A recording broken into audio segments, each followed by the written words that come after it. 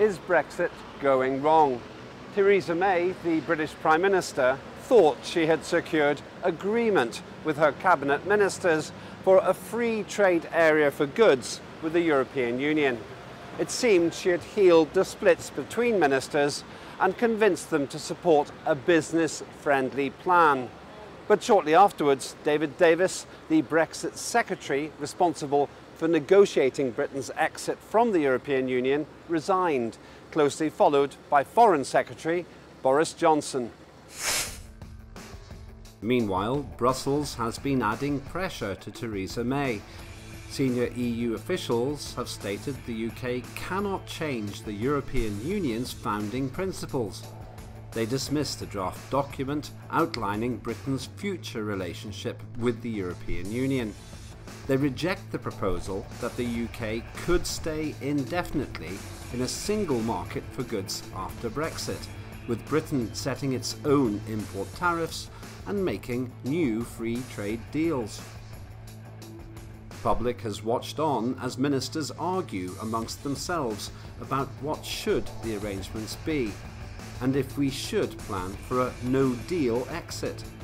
Talks of a compromise Brexit plan have competed with calls for a hard Brexit, and many who voted to leave have openly expressed anger that the government could be watering down the United Kingdom's departure from the EU. The public's frustration has added to the pressure on the Prime Minister. Has Theresa May been clear about her Brexit plans? And can anyone deliver a successful departure from the European Union? Simple questions with important answers. The European Union has created a human rights charter covering dignity, protection of personal data and health. And it gives rights to workers, women, children, the elderly and the disabled. What will happen to these rights when the United Kingdom leaves? We put that to the public here in London. Here's what they told us. The government have made no changes to this, and those who are scaremongering along those lines are misrepresenting the facts. We need to be very worried about our human rights. We saw before that the Tory party was very keen to repeal the Human Rights Act. It kind of faded away because they were interested in other things, but now it's come back on the table, and without the EU behind us, I think we need to work hard to protect our human rights.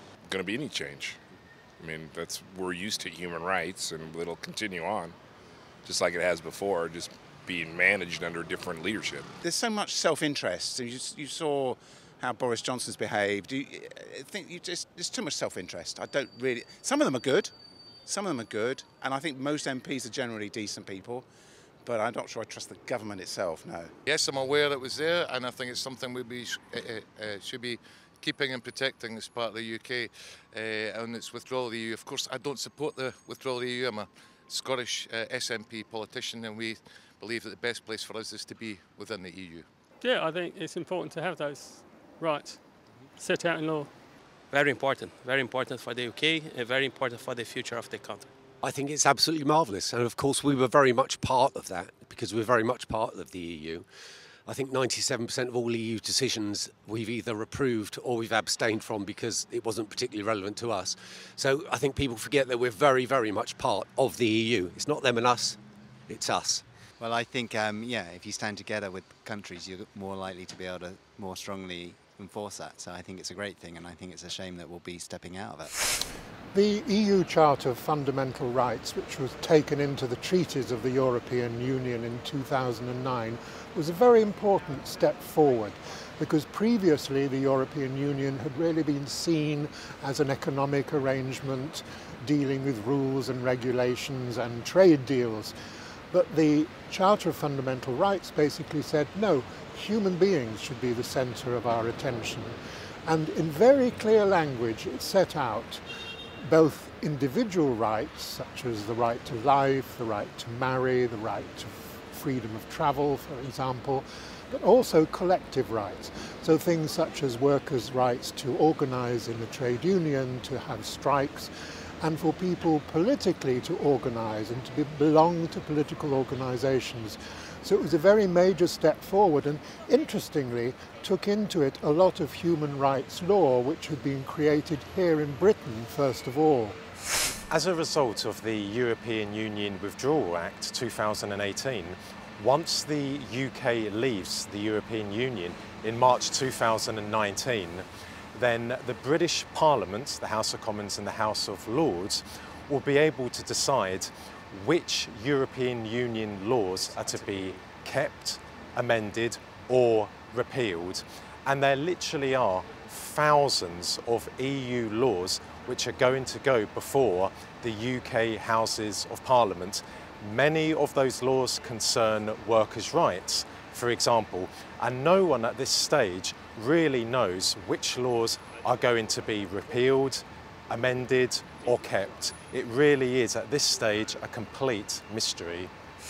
Ministers seem to have agreed that Parliament will have the authority to decide whether to abide by European Union rules and regulations in the future. What does the public think about that?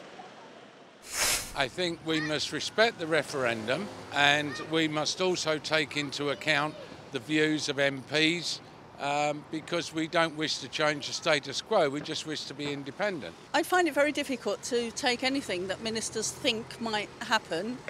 It just seems to me totally ridiculous. To think that people here can overturn or change, it's like, yeah, if there are rules, we're part of those rules, that's fine.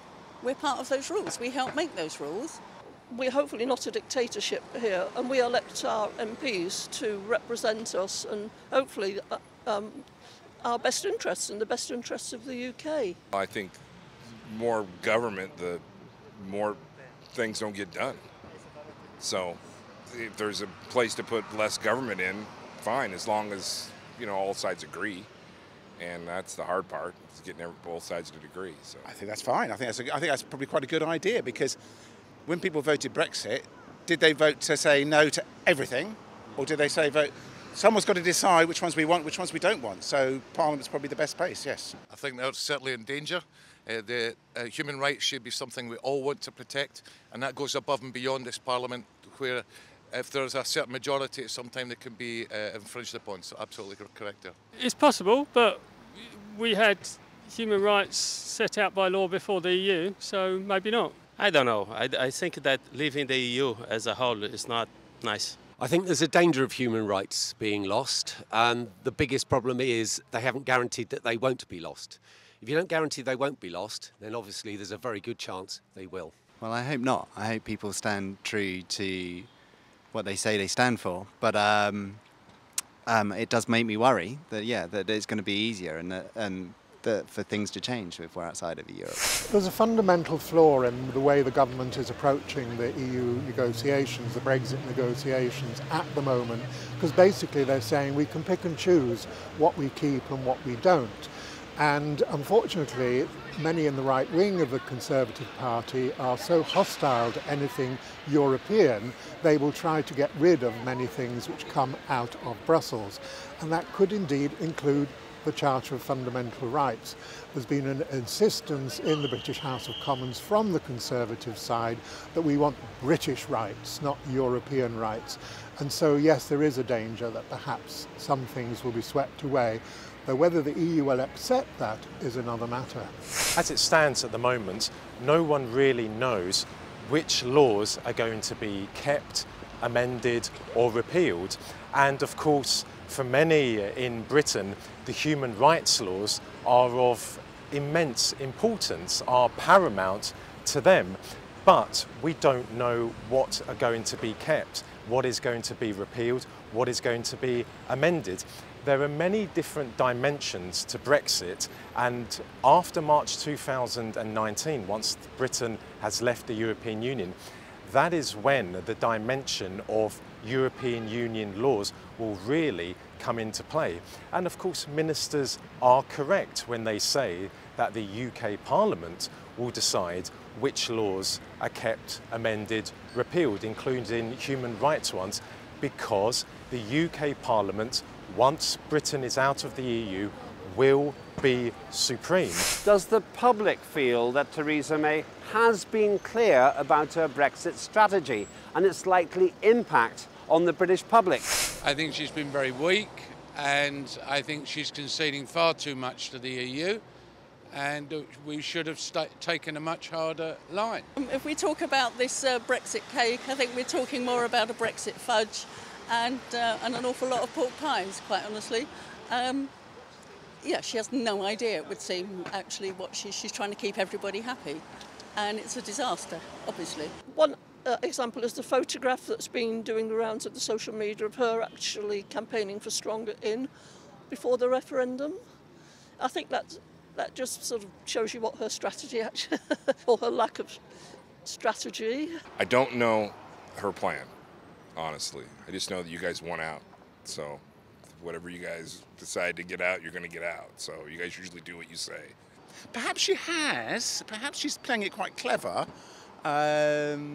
Maybe she wanted soft all along and has managed to string them along, and now there's such a short period of time, they haven't got a lot of choice. So maybe, I don't know. Theresa May being clear over Brexit couldn't be muddier if she tried. No, but I think that's not just down to her. Well, so far as I'm aware of, no. It's been very foggy. Theresa May has not been clear about her Brexit strategy whatsoever. Even her very latest incarnation will not be accepted by the EU because they've got pillars that they can't go round. They were all formed by treaty. It's not something that they can go against without getting all 27 countries to agree to ratify the treaties, re-ratify the treaties, I beg your pardon. And all that leaves us with is a hard Brexit, i.e. leaving on WT rules, if we're allowed to go to WT rules, and there's no guarantee to say we will. So all we're left is hard Brexit. So the choice is hard Brexit or remain. There is not a soft option. No, I think. Well, I don't think that. I think she's got an impossible job because there are nobody actually. All the people who encouraged us to vote for Brexit don't actually have an agreed plan on the way forward. The Prime Minister set out her Brexit strategy basically to her fellow ministers at a meeting at Chequers, the country residence that the Prime Minister enjoys. And it's quite clear what's in the white paper now, which is being published. So we know what she wants. So she can claim that she has said clearly what she wants, which is basically to align Britain as closely as possible to EU rules and regulations, but to have the freedom to make independent trade deals and to pick and choose.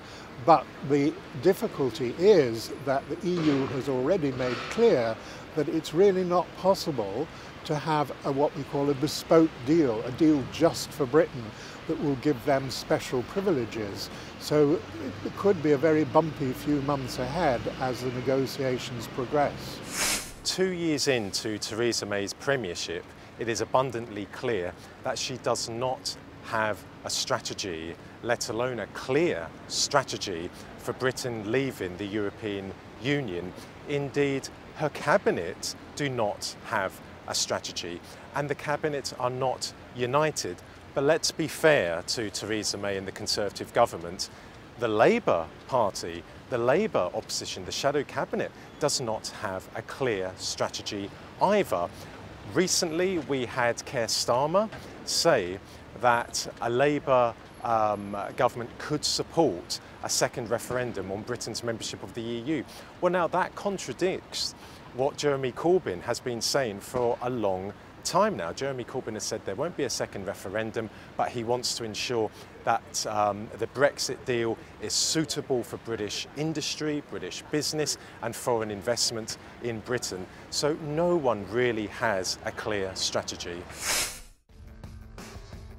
The population of the European Union is 508 million.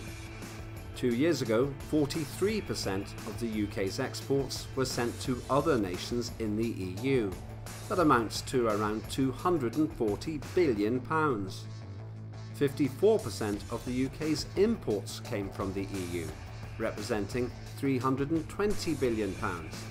These figures show why freedom of movement and trade tariffs are so central to the Brexit debate.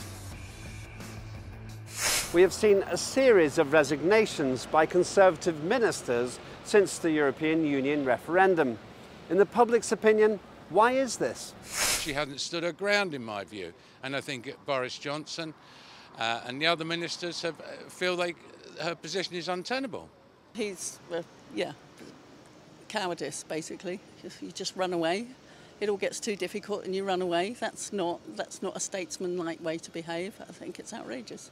I think people like Boris Johnson were after whether they're positioning for a leadership challenge or whether, as some people say, it's because they don't think her version of Brexit is hard enough for them.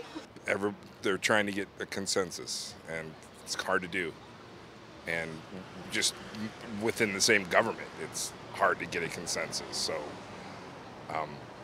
beyond that, I don't know the exact, instances of who's leaving what and for what reason, but I know it's all over Brexit. So we've got a hung parliament. If she had a big majority, she could stand up to people, but she can't. They still don't know what they want, so that's probably the reason. Because they're not getting their own way, they're behaving like petulant children, because their positions are no longer tenable, frankly. Because the Tories can't agree on what they want. Disagreement, isn't it? They're not happy. The reason we've seen a big rise in Tory MPs resigning is because they are all for hard Remain. And basically the Brexit they promised is simply undeliverable. They're realising that, so they're resigning before they get blamed for it. Because they're not united and there's no agreement.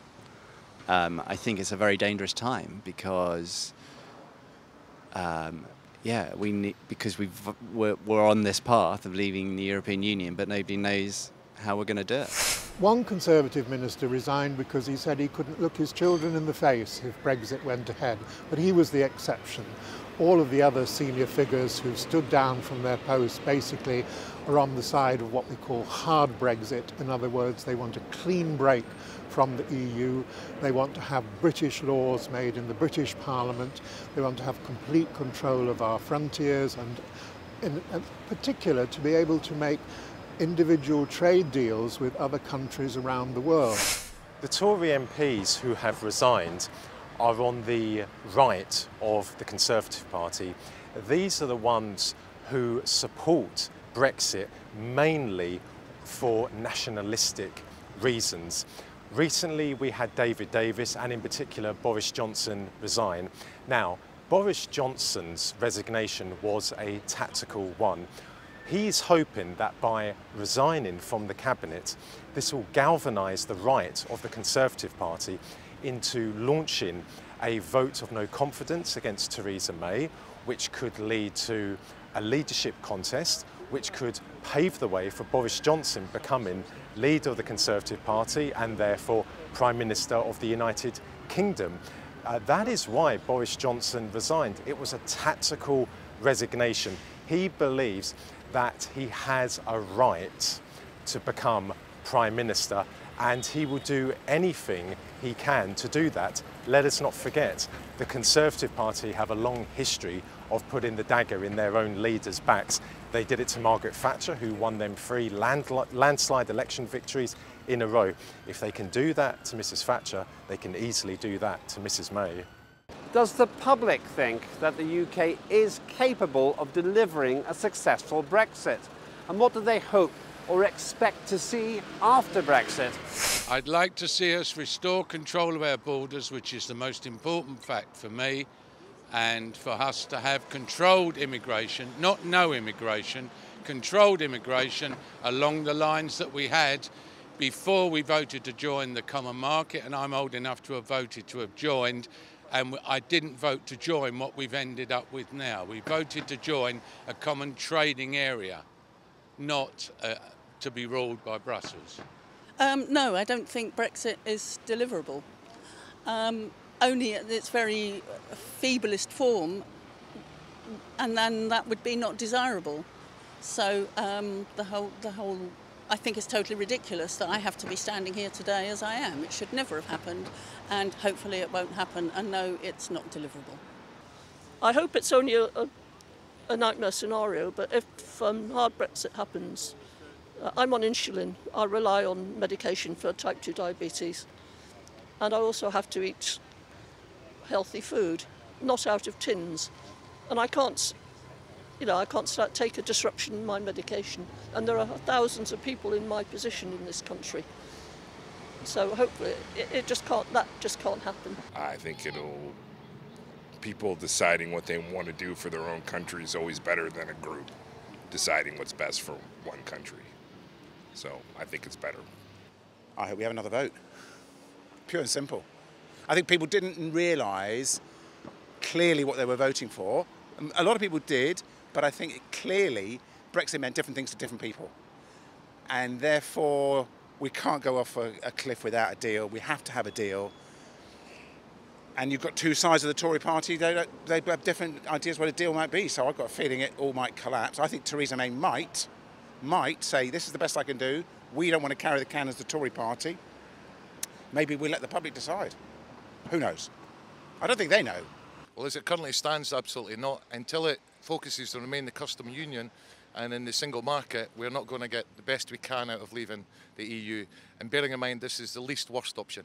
I think it is capable, but I think the government is so divided, I don't think it's going to happen. Who knows? I don't think even my Father Christmas will know about it. There is no successful Brexit. It's an oxymoron. You cannot have a successful Brexit. We've been part of the EU for 40 years. We've been very much part of it. It's not them and us, as I've said before. It's very much us. We've been working together and we've all got richer because of it.